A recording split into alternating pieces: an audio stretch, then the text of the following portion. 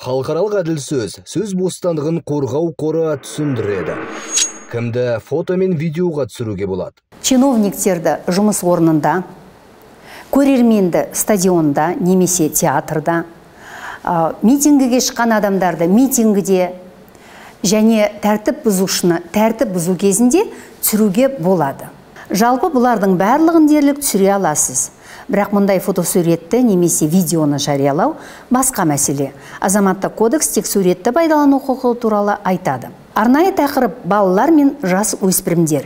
Кәмелетке толмаған адам қылмыстың немесе жазатайым оқиғаның құрбаны болса, оның бетін жасыру керек. Құқық қорғау органдары жедел іздестіру әрекеттері кезінде, төтенше жағдай орын алған жағдайда, немесе лаңкестікке қарсы шаралар кезінде қызметкерлерді түсіруге тыйым салуы мүмкін.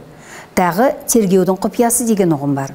Сондықтан тінту, жауап алу және тағы басқа кездерде журналистерге түсірілімге рұқсат берілуі екіталай. Заңға сілтеме төменгі видеоға пікірлерде.